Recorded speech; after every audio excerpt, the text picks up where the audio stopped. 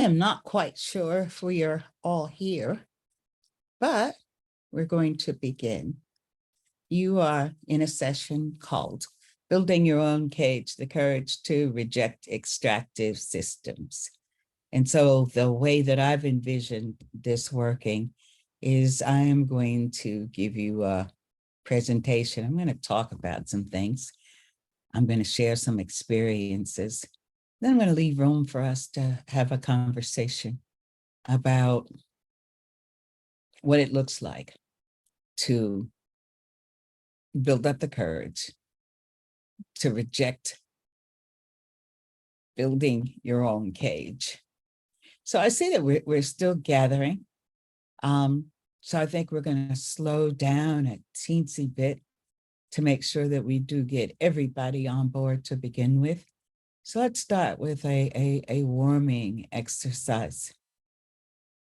Can you start by including in the chat your name, your pronouns, the organizations that you represent, and can you tell me whose land you sit on? So once again, I'm asking that we drop in the chat our names, pronouns, orgs, and whose land do you sit on?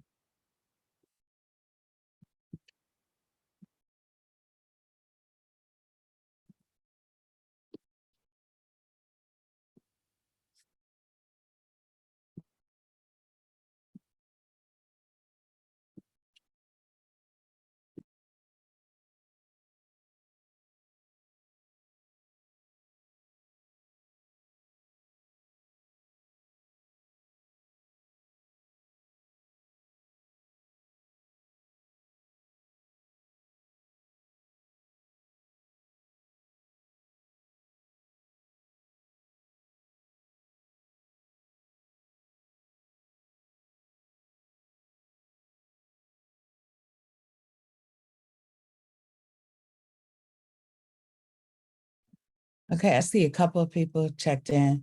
I encourage everyone, please, to go to the chat and drop in your name, your pronouns, who you're representing, whose land you sit on.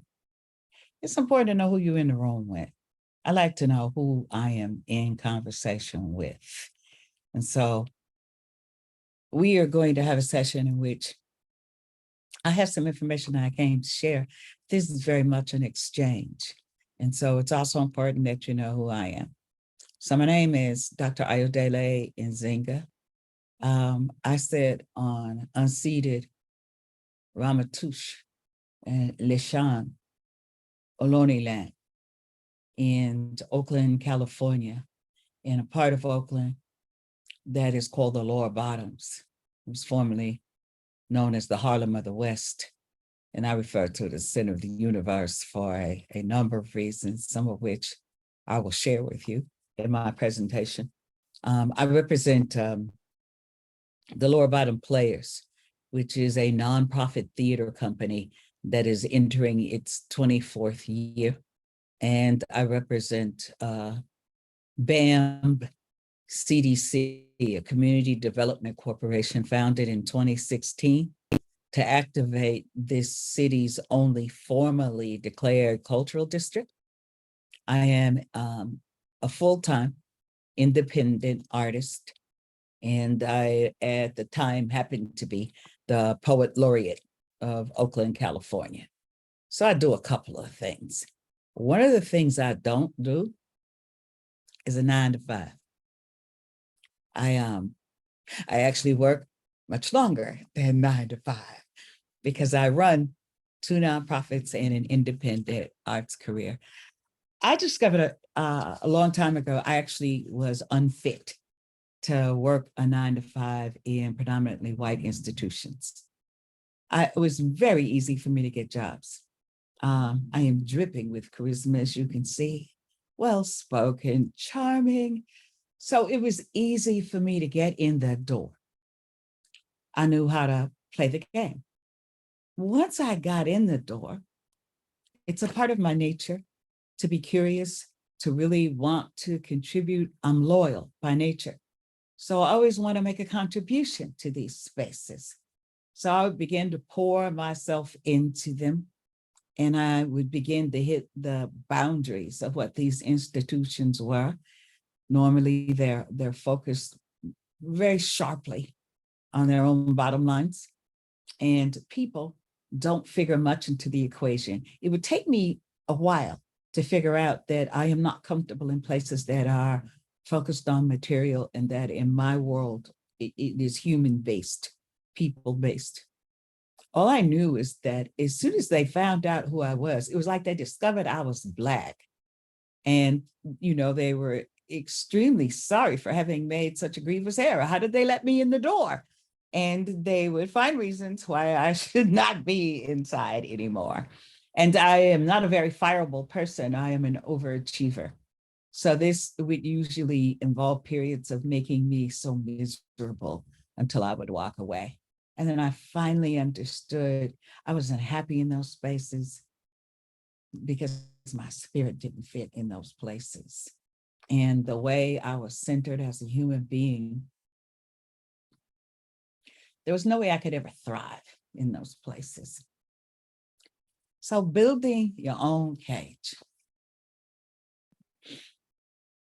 I like to talk about what I call sins in the name of the mortgage.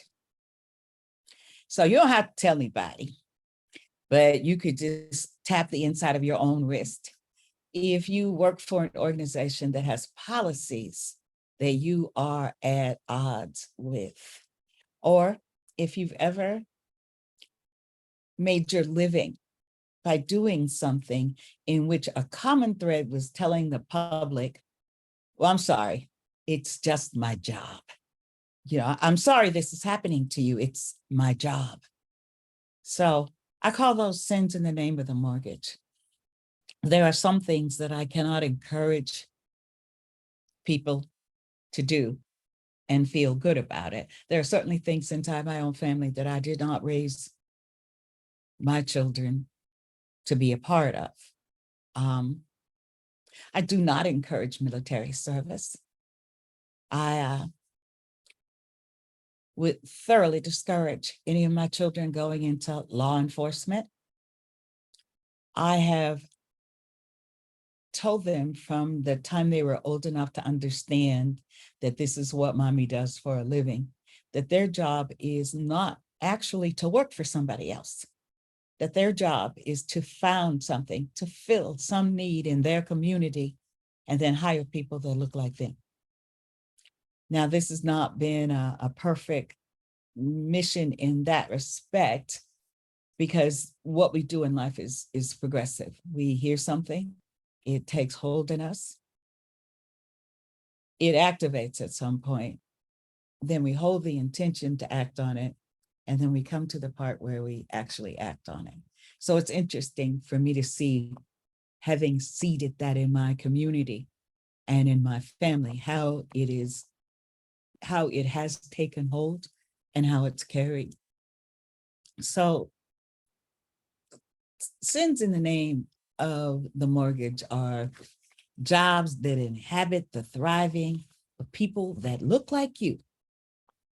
So if you can work for the welfare department and kick a mom off welfare because she had someone die in her family and they left her $1,000. Or recently I had a sister call me, a blood sister call me, and she was in great fear of being kicked off of housing because she had borrowed money from me that I'd sent to her on Cash App. And they had found this as they rummaged through her bank accounts and her assets. And so they considered the fact that she had to borrow $50 or $60 at the end of every month in order to be able to feed her and her disabled daughter as income. And it was only after painstaking efforts for us to go in and show that despite my advice that she just keep the money I sent her, that she always painstakingly paid it back. So they were calling loans income and put her in jeopardy and a great deal of anxiety about losing her housing. We live in a system that rules us by fear. That rules us by fear to the point where we will commit sins in the name of the mortgage. We will screw over one another in order to survive and be content with the line, I don't mean to do harm. It's simply my job. And when we hear it that way, we do understand that this does do harm. I am happy to be a retired slave. If you thought that slavery ended right prior to Reconstruction, then you're wrong. Most Americans are wage slaves. Slavery didn't end, it actually extended its grasp so that people who were free, in theory, before slavery became overt slaves as well. By wage slaves, I mean people who cannot quit their jobs, no matter how terrible their jobs are, no matter how they absolutely harm people that look like you, because you are in fear of how you would survive. And the things you've grown accustomed to, the vehicles, the houses, the clothes, eating 3 times a day, all of those things are put in jeopardy if you quit showing up at the place where you build your cage. So the kind of things that I talk about sometimes trigger in people the sense that, well, yeah, that sounds good in theory, but it's all impossible. I'm asking you to consider what you make with your energy, your life force. What are you making with your energy? And is it increasing your possibility of thriving? Is it increasing the possibility of thriving for other people? And sometimes we do things like we run nonprofits, like I do, or we work for nonprofits, and the nonprofits have altruistic missions, but there's a great distance between the people who work for the nonprofit and the people they serve. So again, asking, what is your energy building? I think that if our energy is used to build anything that will not set us free, then that means that we are actively engaged in building our own cages. I have a couple of shortcuts to offer you when we think about what our energy ought to be building. I'm sure you're all familiar with the 10-point plan by the Black Panther Party. It is a concise list of things that humans need in order to live in a fashion in which they can thrive. And don't be confused by the fact that it's from a political group who concern themselves mostly with the thriving of Black people. It is my sincere belief that if we could cure racism, then all the other isms would fall like dominoes. Capitalism eats its young. It is propped up and insured by racism and the construction of whiteness. So a lot of what I try to do in the places and the spaces I move, and a part of what I consider my duty as a retired slave, is to deconstruct whiteness. Because by deconstructing whiteness, then I also deconstruct all the other constructions that we're forced to live with, and that we're confined and divided by.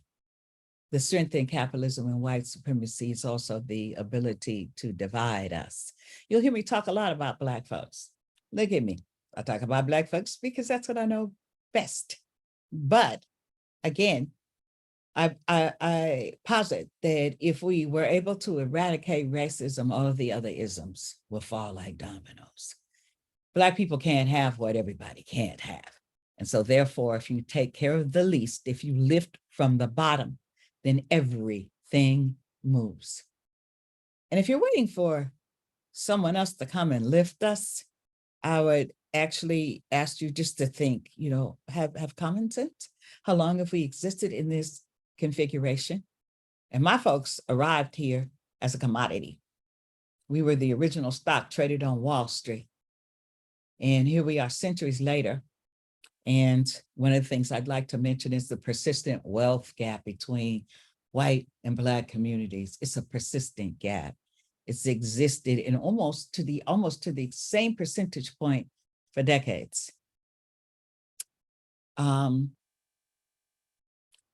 There's no doubt that there's a perception of progress. People will argue with you that North American Africans are better off today than they were at the end of slavery. When you take a small percentage of a group of people and elevate them and then make that indicative of the faith of them all, then that's called gaslighting. I'd like to posit that to a large degree, in reference to the rest of the country, there's been very little statistical movement for North American Africans. So,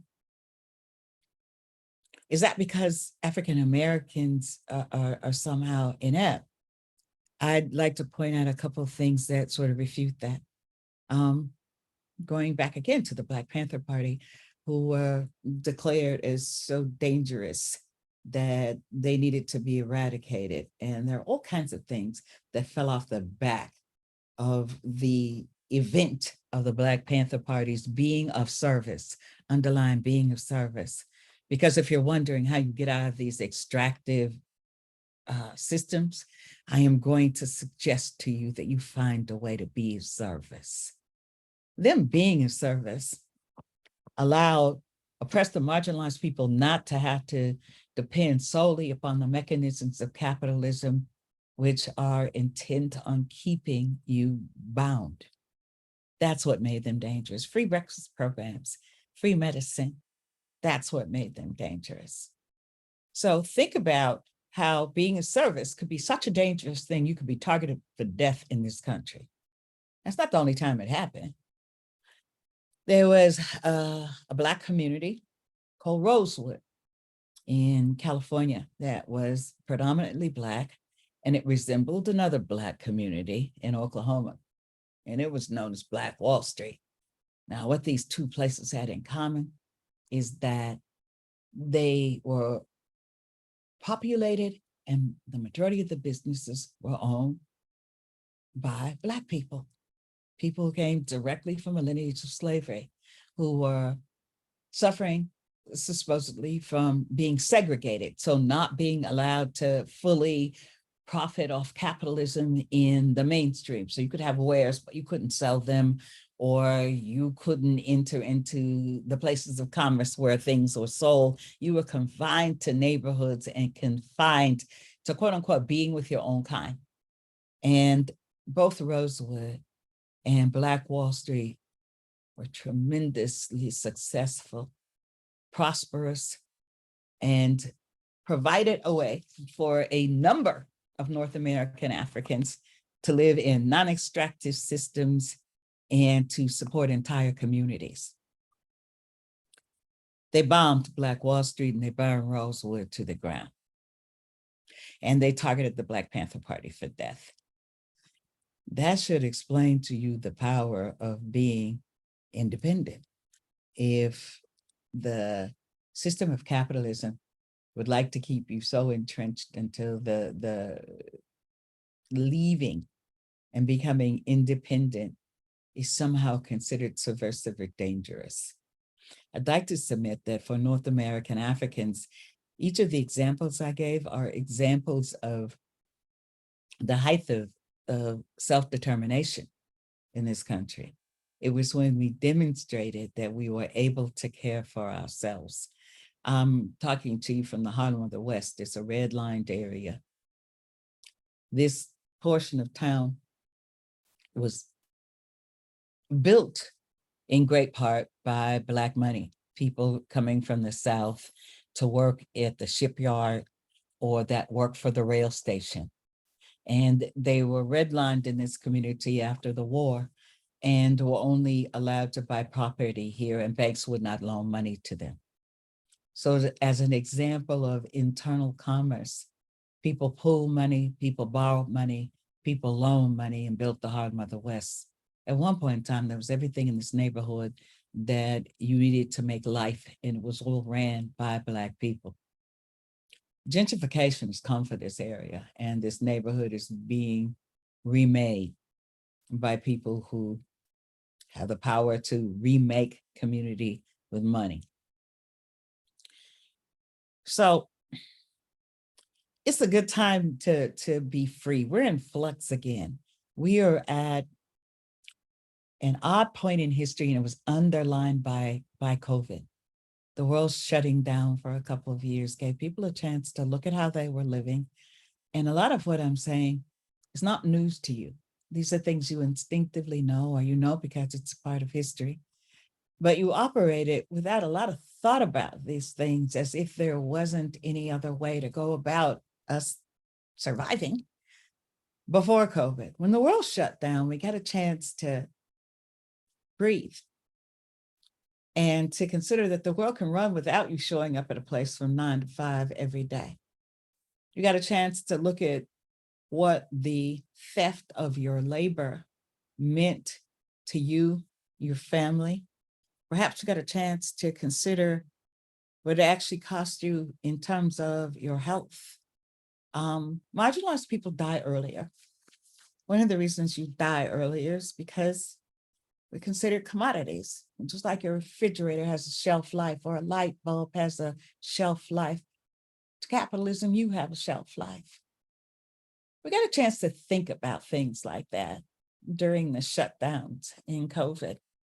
And if we were lucky, we got a chance to do what I insist we begin to do.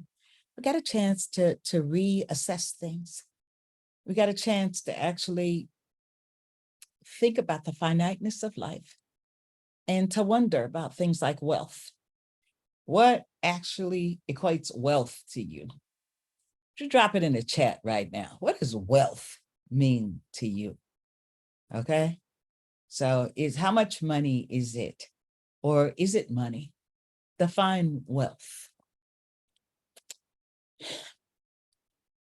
What is the worth of one's health? Whatever amount of money you drop in that defines wealth, what happens to that if you have no health? Okay, I see some people who are thinking exactly the way that I want them to think, in the form of relationships. And if somebody dropped in abundance, which is quite interesting, because I would posit that we live in a scarcity paradigm. You are constantly made to think that there is not enough. And I'd like to suggest that there actually is enough. There's enough of everything. What gets in the way of everyone having enough is the thought that there are so many things for sale that perhaps ought to be a human right, or there are so many things that are tied to survival that the value we pour into them becomes unbalanced. So what about the ability to respond to an emergency? How much of us are working,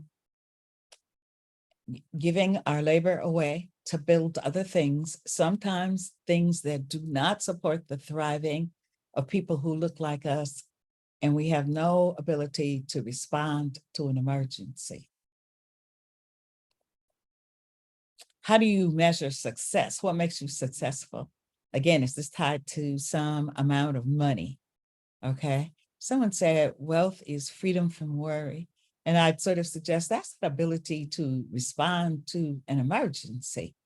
But again, if we stop and we think about that closely, right? Responding to an emergency might be helped with the observation that was above in the chats, a wealth of relationships, someone who can help you solve the problem, a network that you've poured what you can contribute into. And now when you're in need, somewhere in that network is someone who can pour in what it is that you need in that moment. Shannon shares that mental, physical, and spiritual resources, children, chosen families, and I think it says doggy-o. And so you get the idea of what I'm saying. We're entirely capable of redefining what these things look like. Okay. So and then what does sustainability look like? So sustainability brings to mind for me an African proverb. The African proverb says, if the grandfather is a hustler, the father will be a businessman, and the grandson will be a beggar. So we're talking about cycles. We're talking about cyclical wealth. We're talking about movement within families. We're talking about the breaking of cycles that inhibit thriving within families. And the suggestion is that unless we break certain cycles of thought, that even amassing wealth is cyclical here. We will build up money because of the effort of one generation. The next generation then will invest it into capitalism, minus the need to be networked, minus the need for relationships. In capitalism, we deal in zero term, zero, what is it called? I'm using the wrong term for it. What it means, though, is the final outcome is based on how profitable it is, not how much good it does. So how do we defeat those types of cycles? How do we inject thriving again? So everything I've mentioned to you should sort of make you think that collectivity is probably how I think that these things can occur. It is us realizing that as humans, we do have power. It is perhaps the acceptance of purpose. Purpose for me is super important. That's why I ask you, what is your energy building? Is it getting you to the point where it is helping you and people who look like you to thrive in a fashion that is sustainable, so that if you build it, then it can generationally increase? We have to be concerned with more than today. We all exist because of what was poured into us from a point yesterday. So there are people who came into this existence with inheritances. And so we're talking generally about people who don't look like me. And then there are people who came into this existence who look like me, who may think that they came with nothing because they come with debt and they come with cycles to break. I also came with persistence. I also came with the memory of how to build a way out of no way.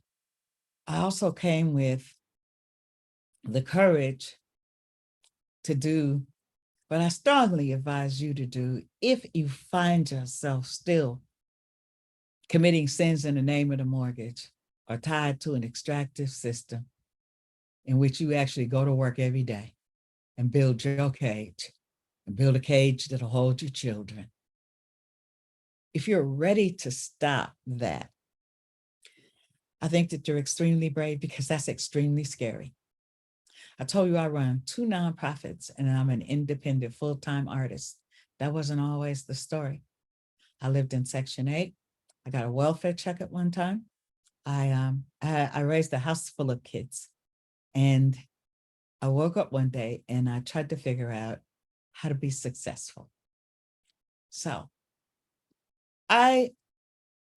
in research, they told me that my situation was not unique, that there were actually more white women in this country in the exact same position than there were Black women, because there are more white people. So there are more white everything, more white criminals, more white poor people.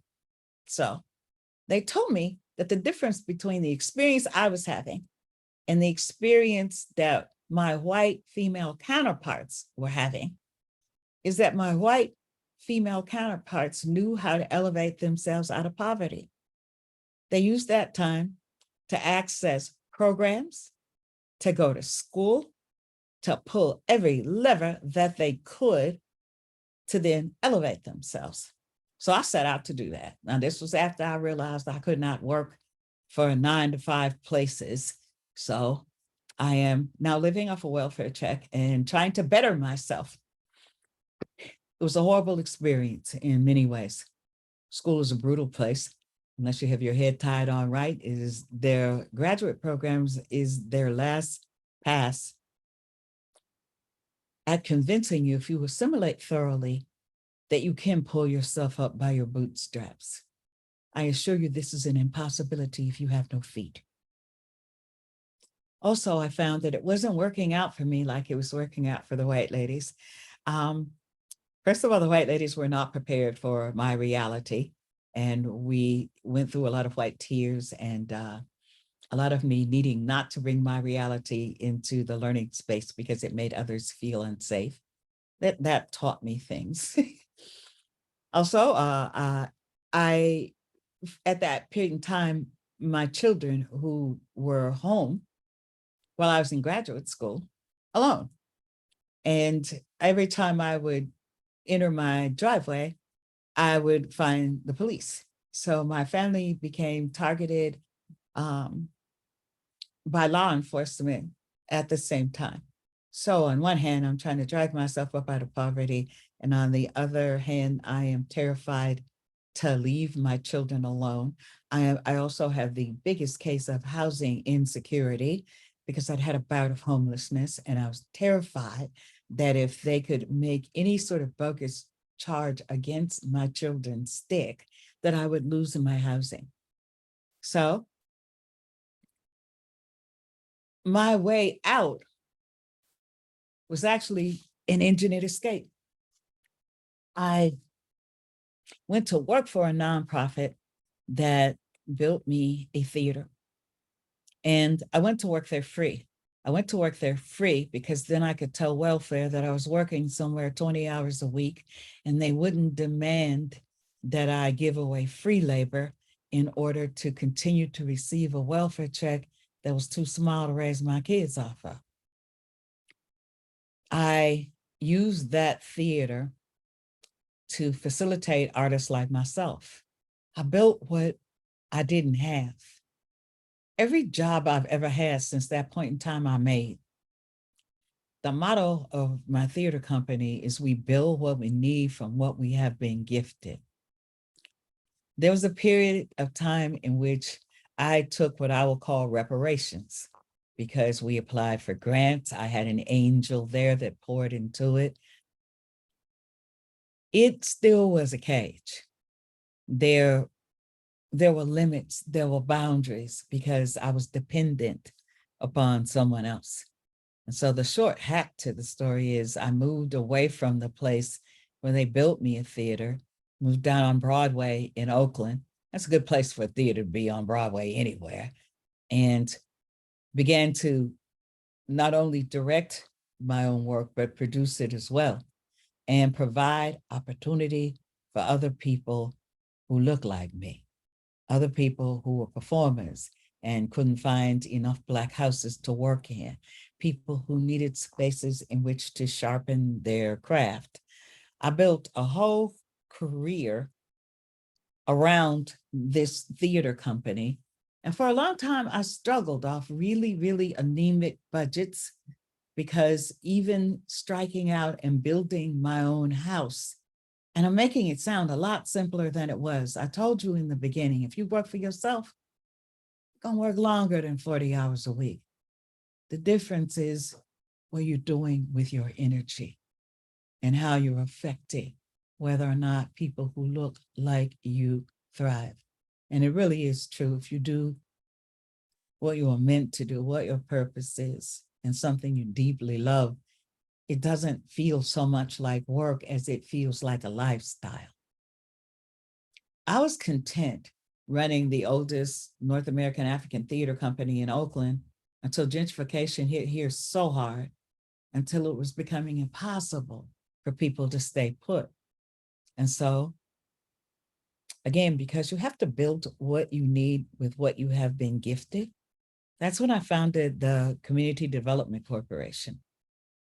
Because up until then, I've been making art that says all the wonderful stuff I'm telling you.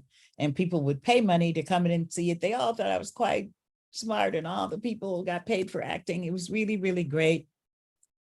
And it was healing to my community in many, many, many ways. I was very proud of what I was building with my energy, but I saw that it could all be just washed away.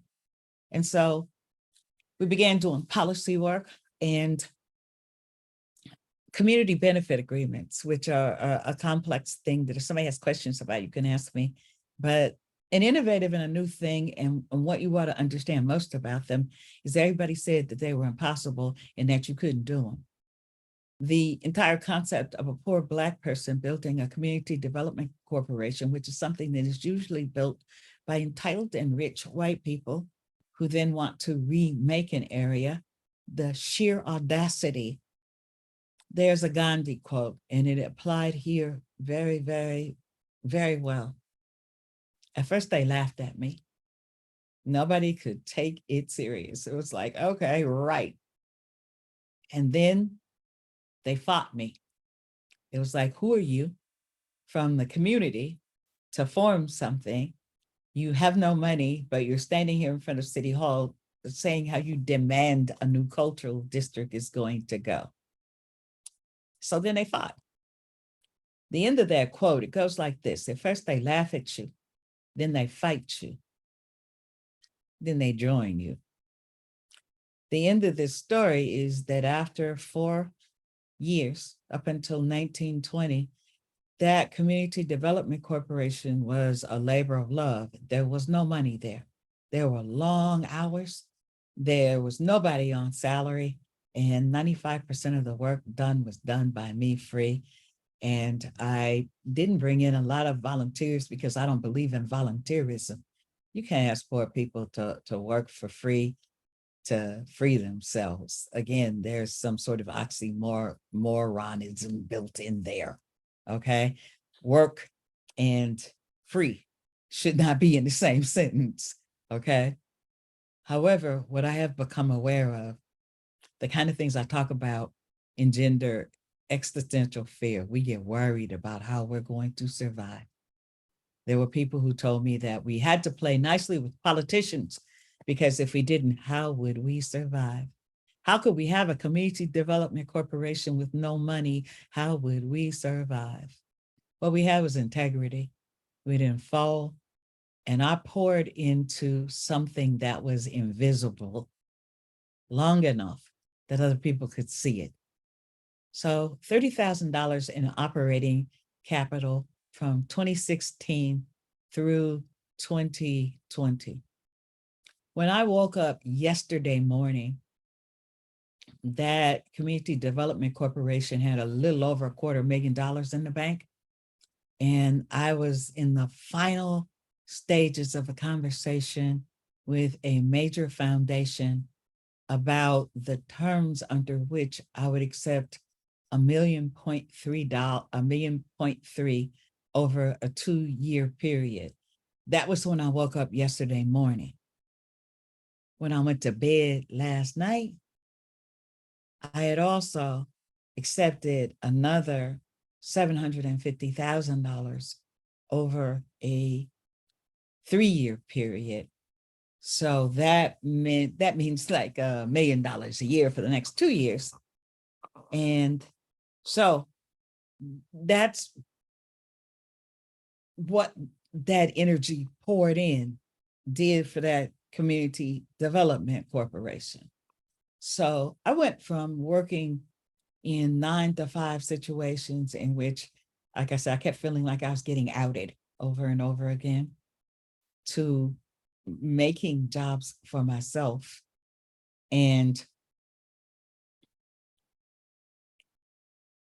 getting to a point where at this point, I actually work 2 full-time jobs and run an arts career, none of which is controlled by anybody but me, and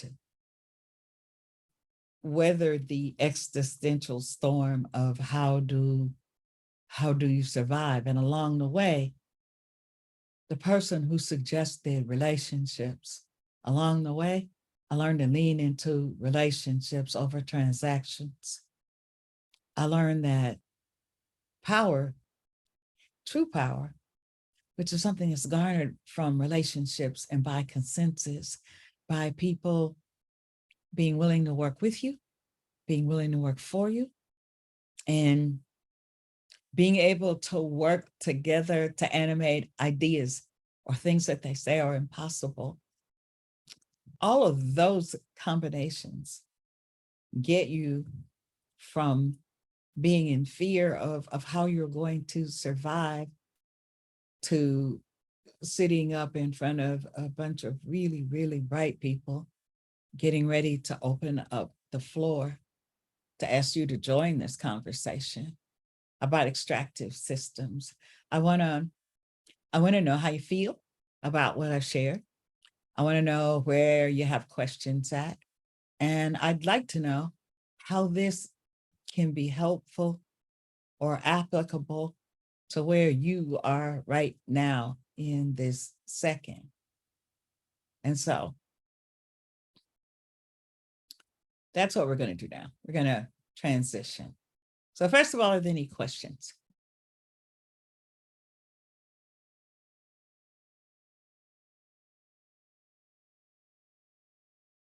Okay, then I have questions.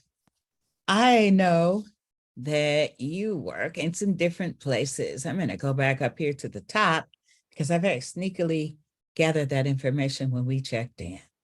Okay, so I'd like to know about Wealth Reclamation Academy of Practitioners, WRAP. So who represents WRAP? Is that person still in the room?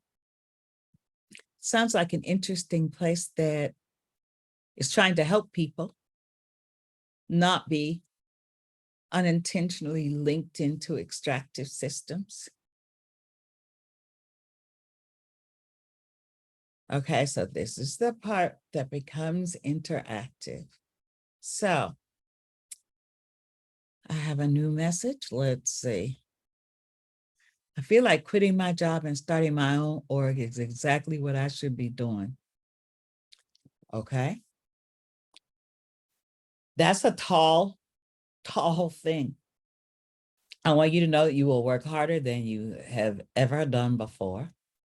But if you feel like quitting your job, it's because it's not feeding you in some way. And it's because you're not happy with what you're building with your energy. So what kind of organization would you start? What would it do? What would be the difference in what you're building now and what you would be building if you started your own organization?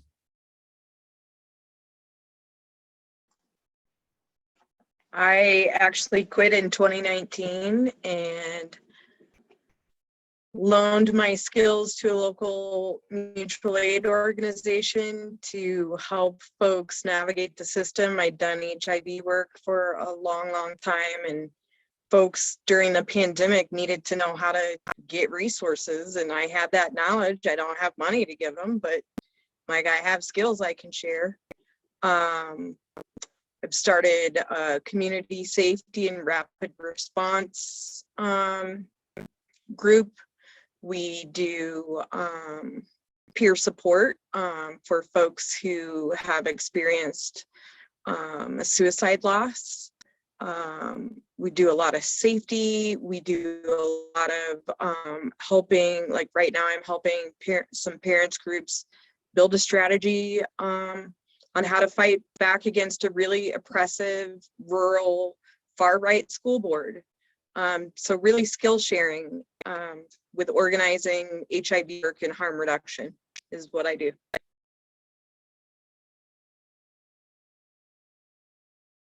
That's amazing.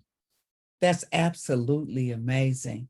And I can imagine when you tally up what your energy builds, that you look in the mirror and you feel good, you know? So I congratulate you. So, and there's so much inside of there. There's so much wealth inside of there. Information has value. Information, the ability to find it, the ability to understand whether it's a valid information, if it's real, is very, very important. To share that is an amazing thing. And then for someone to have specific sets of skills and the different things that you said you poured into, again, these are things we could just go back to the 10-point plan, where health services and being able to access resources around health for free. That's a part of the 10-point plan. Ma Caroline says, I've been keeping integrity in my heart these days. I love thinking about relying on that and not what people say you need to survive, which usually equates to money and grants. I'm also sitting with what you said about breaking cycles from one generation to the next, visioning in this way. You know, we hear a lot about it's an indigenous trait to envision 7 years in 7 generations in the future. And also that some autochthonous people hold the thought that if an action doesn't benefit 7 generations, then it shouldn't be entertained. Thoughts like that are directly pitted against not being in the cycle of the grandfather's a hustler, the father's a businessman, the grandson is a beggar. It's thinking about more than the moment. It's thinking in a more holistic fashion. But do you know who else knows how to think really, really far into the future? You think about how white supremacy wants to own everything. I have difficulty sometimes understanding. One, I don't understand why the 99 allows the one to exist. I don't. I really don't. I think that if we are really concerned about pulling the planet itself back from environmental degradation, I don't think we need to save the planet. The planet's going to be here. Ask the dinosaurs. We won't be here. So I think that we have to, again, step up as people, remember that we have power, and there's something very peculiar about 99% allowing 1% to dictate the reality for 100%.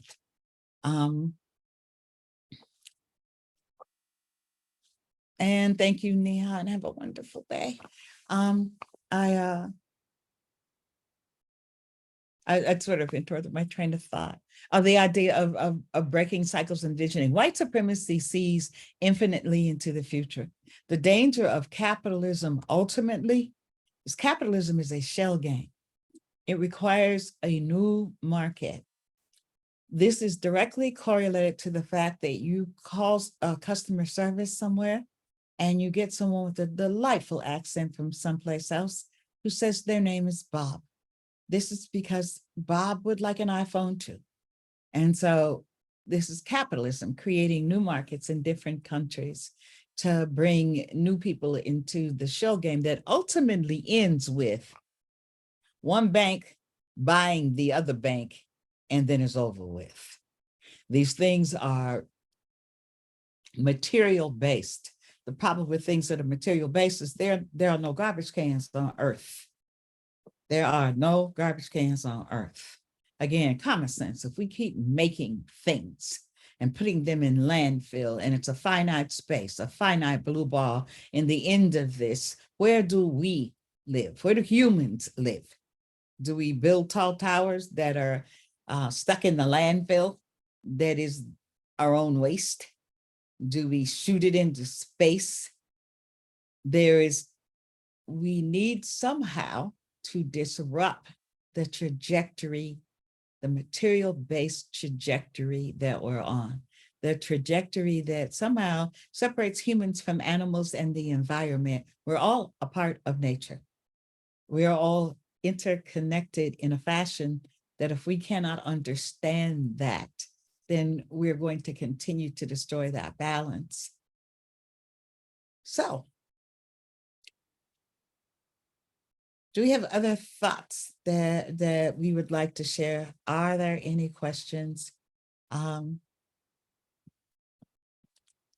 We've heard from Shannon. Neha contributed and stepped away. Oh yeah, I forgot to tell you, I used to be a school teacher. I will call your name. Just so, Beth, I saw you pop off microphone. Do you have something you'd like to share?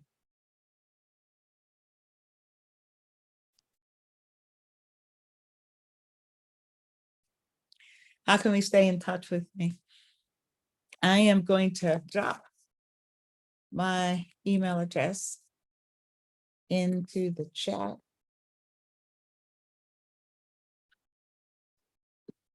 And my web address that allows you to contact me.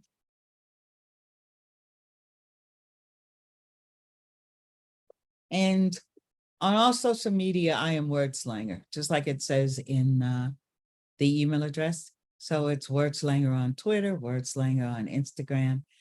I still have a Facebook page. That's about the extent. I don't snap or tick. So just, do you all know each other? I think that there are people here probably from different parts of the country. And so I really, really would like to get some of the other voices into the room. Jake, I love your ampersand. It's like a visual story. I have no idea what it stands for you, but I really like it. Would you like to contribute at least what your ampersand stands for? I'll be happy to. All right. The ampersand is part of our company logo with we and Goliath. But Ah, I'll tell you, we're actually really proud of our ampersand. It means more to us than probably the rest of our branding combined. And it's because of inclusion. We focus primarily on not-for-profits and for activist organizations. And we truly feel that inclusion is at the heart of just about everything we do. I like ampersands too, and I like them. I like the way that you're using it too. It's like a verb. It goes and gets things. It's an action.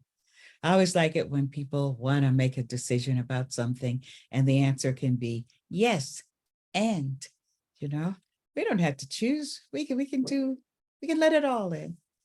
Thanks a lot, Jake. I appreciate you. Adria or Adria, am I mispronouncing it? It's Adria. How you doing today, Adria? I see you're getting some nourishment. Very good, very good. Where does what I've shared today land in you? What do you think? Oh my goodness. I've just been over here absorbing all of what you have been saying, and it's resonating on so many levels. And I love the continuity that you've been just drawing through all that you've shared.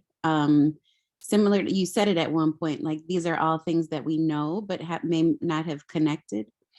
So much. Like I'm definitely going to need to go back and just rewatch the recording because you said so much. But really what's resonating or coming up for me a lot is I work in racial equity and I'm having conversations in nonprofit spaces and in a variety of places. And, feeling like I'm very called to do this work. And at the same time, it's depleting and definitely not feeling the connection to looking 7 generations out, or how am I impacting my community directly and how am I in community doing this work. So like trying to connect those pieces or just really struggling with, is this my purpose work? All of those kinds of questions, which are just kind of an ongoing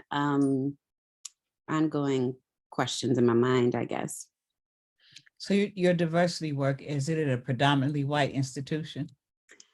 It depends. Largely, most organizations are predominantly white led. So that tends to be the case. And I am often very intentional about trying to have co-facilitators in spaces like that. Excuse me. Yeah, so doing what I can in terms of like making sure I'm not the only voice in spaces, but and I also am always learning. Like I'm, not expert and have the answers to everything. And so I'm continually on my own journey. And then of course working with people who are also on a journey. And so that's always an interesting road.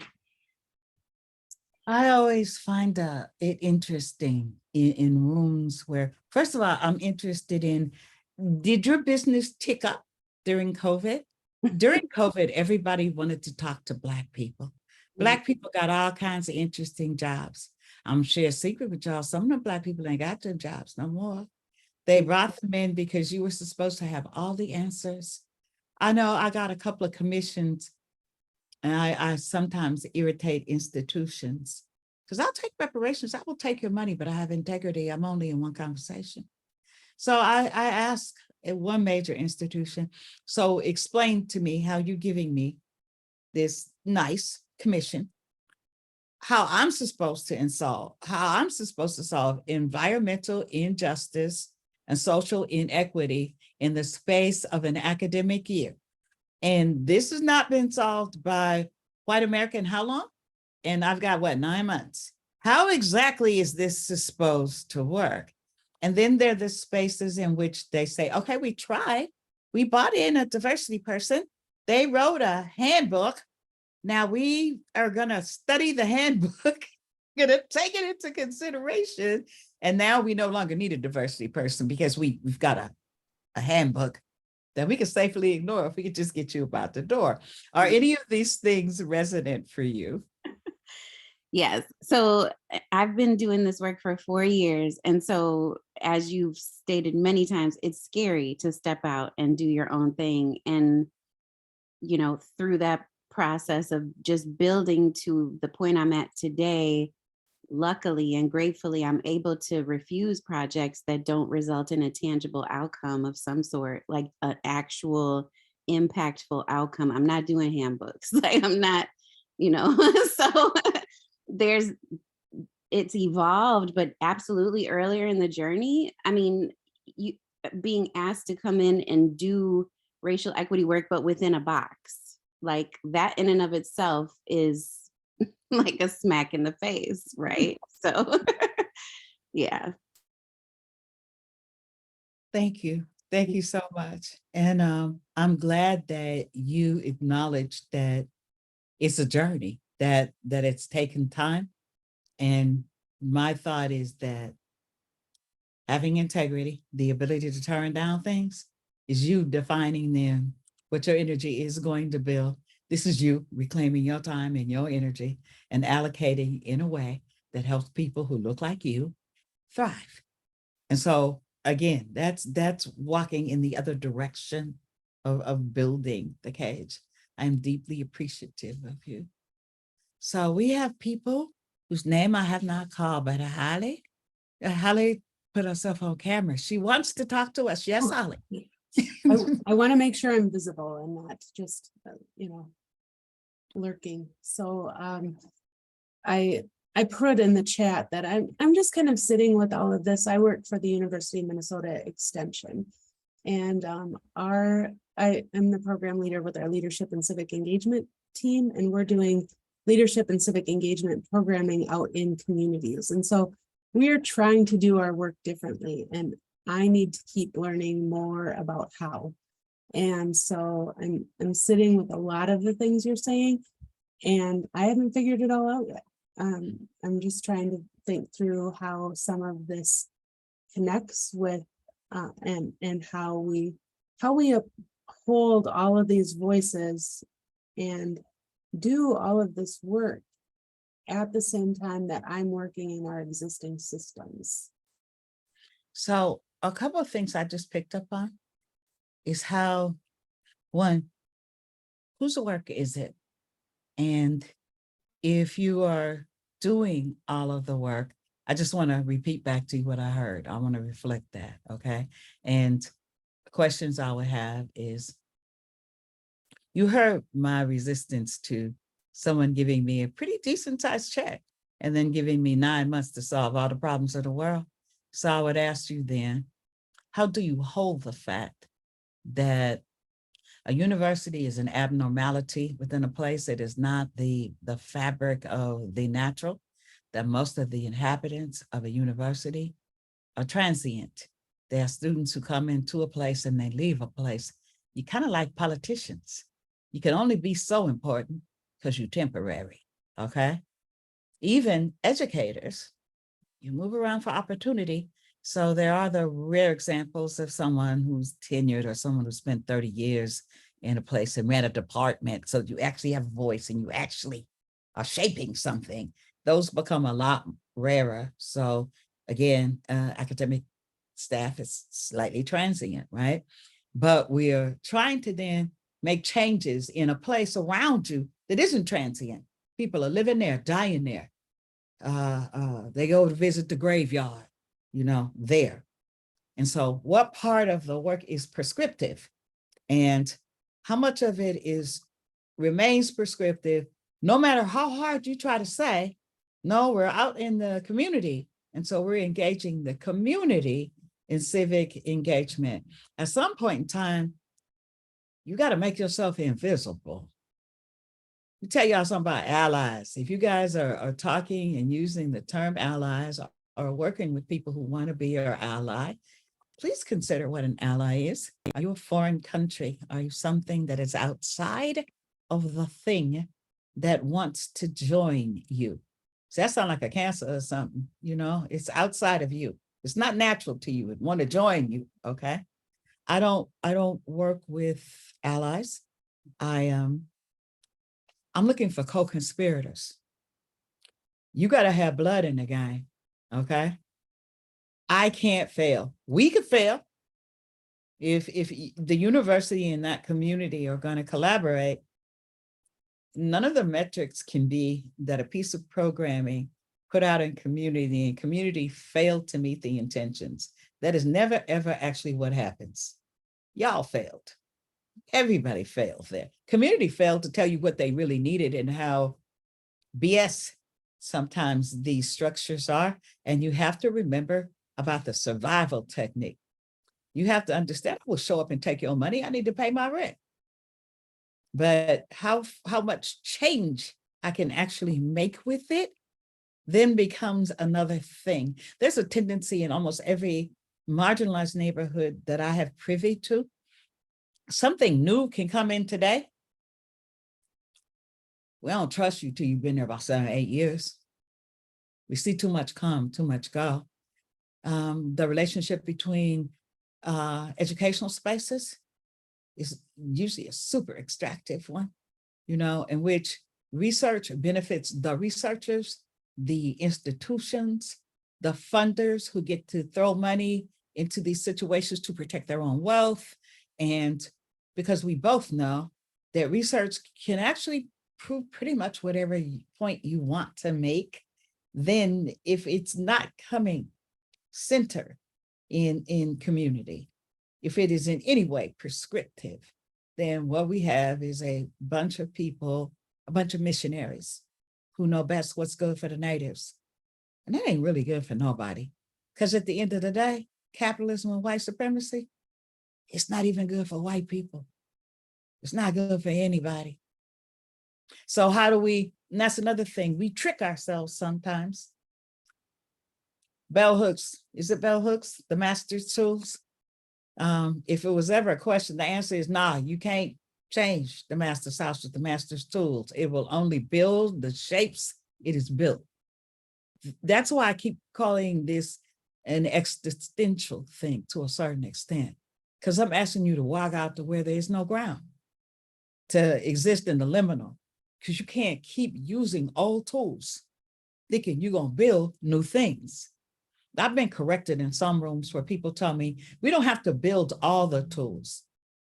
And I agree. Sometimes we just have to remember them. We have to remember and claim them.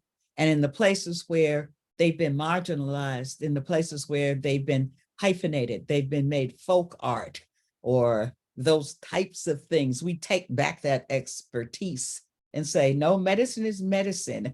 You call it homeopathic. You can't make the drugs you sell without the same herbs that we use in homeopathic practices. Allowing people to name things and to label things who are outside of you is a peculiar kind of power. And so again, I say we have power. We, us, people, you have power. And so I ask you to think about the things I just said when you say that it's a work in progress. We send Colin Powell's. We know who Colin Powell is, right? First 5-star Black general. He could have been the Republican nominee for president. He turned it down. I think he turned it down because he finally woke up. It must be horrible to live a life in which people's dead sons walk all night. Now, the things that he did for this country killed thousands of people's children, okay? And are we any freer? Are we any safer? In real, we got big sight to look at this. Is America any safer, any freer for all the lives that we've lost in these wars in other places where we've caused as much grief for those people as we've caused for the parents here who have lost children? And at the end of the day, all wars are over land and money. I don't care what they say, they're over land and money. I think Colin Powell came to a point where, having followed, I think, the dreams his Jamaican grandmother would have had for him. I could see that woman bouncing that little fat baby on her knee, telling him, I want you to go somewhere. I want you to be something. I want you to be what no Black boy ever was before. You'll show them. And he did. Sometimes the destination is extremely suspect. What is your energy building? Will it help people who look like you thrive? And so I think that Colin Powell, I liked it when I tell the story. He had a crisis of consciousness, and he didn't want to lead this system because he understood being the president means what you do is you lead this system. It doesn't mean you make new rules. You have your own game plan. And he opted out. He had done what he could do. Many consider him very successful. Many consider him a role model. I have 2 pieces of work in my next to my last book where I examine it in poetic form about what happens to people locked in a certain past and what happens if we tie our star to what success looks like defined by a white supremacist capitalist society. Where are we actually aiming our children? What are we building with our energy? And what purer form of our energy is there than our children? So I give you those things to noodle on, Holly, to see how they might impact what you're doing, or how you look at what you're doing, or how you may be able to breathe into what you're doing. I believe a follow-up question. Yes. As far as, what I hear you saying is that we need to create a new system, not that the old system is not worthy. I would argue with, I think what you said a little, well, I would agree with what you said a little bit in reclaiming some of the tools, because I think there's a lot out there that can be not only claimed, but also named by multiple entities, that it existed in multiple cultural frames in different contexts that are worth bringing forward to create something better. But within systems and institutions, is that a correct, did I hear you correctly that I want to smash it. I want to tear it down to the ground. I want a complete paradigm change. And I want to share with you, you can't be a little free no more than you can be a little pregnant. Okay. So I saw something the other day. I saw a post that said, we're not all in the same boat. We're not even all in the same storm. Okay. So it might be a matter of perspective here. You have to understand that capitalism came into existence in this country as a form after slavery, I was the first commodity. There's no way to make me a good commodity. There's no way I could slave just a little bit and be all right with it. The entire premises of whiteness was created to keep me a commodity. I can't let that stand just a little bit, you know? I can't feel like, oh, well, you know, they were just clever business people and they don't even realize they're hurting themselves because it's too dangerous. The things that you claim as universal, sort of is what I sort of heard, good systems that don't come out of whiteness. I agree with you, those things exist because in order to become white, the group of people who were instrumental in creating the construct jettisoned their own cultures in order to become white. So I submit to you that there really is no American culture. It's an amalgamation of the cultures of all the people that have, one, benefited from the mass oppression of all the rest of the people that are here. Even English is an interesting proposition. You know, we think we speak English like people in England speak English. No, we don't. We speak American English, created by Daniel Webster for Americans who were going to be a new people. They're going to be white people. And so this is that language. But look at how the language itself is constructed. The etymology of almost every word takes you to another culture. So it is an amalgamation, and an amalgamation that has then become extremely extractive based on the backs of dehumanizing huge swaths of people. I sit in a place where maybe a third of the people who used to live in these houses in the Harlem of the West now sleep on sidewalks in tents. The United Nations has called my city out for its inhumane practices. Capitalism allows that. You see, housing is not a human right. So it's okay for mothers and babies to sleep on the sidewalk. I can't accept a little bit of that. I can't accept that, well, you know, if they'd done a little bit better economically, then capitalism can be exceptionally cruel. So the systems, the institutions that you talk about, I have problems with the institution of law. I have problems with the institution of the church in how it's meted out, ethical problems, and also just the tension it's put in with the state, right? I have problems with our political bodies, and maybe you think that I'm a Democrat from the way I talk. I think the Democrat Party and the Republican Party are the same party. And I don't think that change will ever come from that system unless the system itself is overhauled. I think that when we elect people to be the president, the mayors, the governors, and all of that, we elect them to tend this system. Those people do not get my faith. They are either naive or scoundrels in waiting because they're temporary. The system itself is permanent. The system itself is predicated on material and profit. We need a place that's predicated on your bones, on your DNA, on the life of your grandchildren, on the dreams of your grandmother. We need a place that everybody can thrive, where there's no one hungry enough to come for you because they need a way to survive, that no one thinks it's okay to say, I did this terrible thing to you that is going to ruin your entire life, but please forgive me. It's simply my job. Yeah, I want a whole new paradigm. And I understand that that creates then a period of liminality, because how does one exist in the nothing? I would suggest to you, Black folks that existed in the nothing for the last 300 years. I walk in rooms and people don't see me, and I'm a double doc, okay?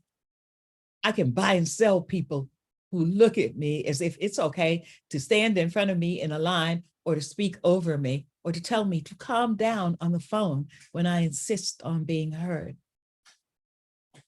Those things are not acceptable to me. So you have the right to disagree with me. And it is, we will respectfully disagree with each other. And I'm going to answer you honestly. Yep, I want to tear it all down. But I do understand the trepidation about where grandmother sleeps. And the answer to the question is, wherever we take her, she'll sleep where we build for her.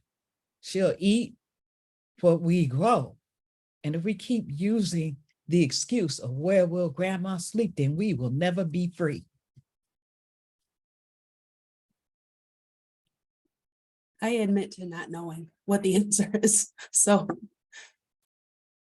And I appreciate your thoughtful prompts. I appreciate you for hearing it and receiving it. Beth, have we heard from you?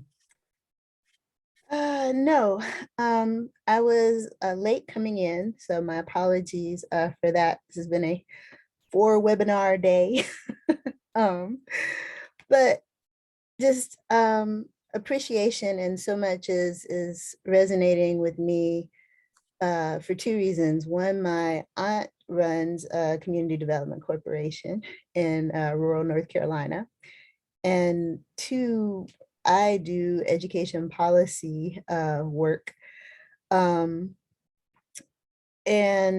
have kind of reached a similar liminal space that you described. I'm a consultant, had a good sort of stable of clients I felt like I was working with and working toward something with, but it seems they've kind of ground to a halt. And they're kind of in a liminal space too. And so while everybody figures out which way is next, which way is up, then, I've been blessed to be sustained, but I'm trying to do something different this time, in that I'm not like hustling for the next thing. I'm trying to be still and wait on the next thing. And that's really challenging. And by the next thing, I mean, not only for myself, but for the sector, right? We've been, exploring and doing this thing with networks and networks of networks and, all the philanthropy speak that goes around that. And it seems like maybe we've got to a cul-de-sac. So just if you have a moment, I know we're coming up on time, but curious to hear your thoughts about like how you persisted through that liminal space and what you did to remain open. You talked about the 3 years that you poured into something until other people could see it. What are your thoughts there? Your use of the word cul-de-sac is interesting to me. All cycles aren't bad. I really don't think there's a bunch of new stuff, I think that it's really important for us to remember things we already know. And again, like to feel like we have permission to know them. So the fact that where a cul-de-sac is and how that sort of whoops and goes back around.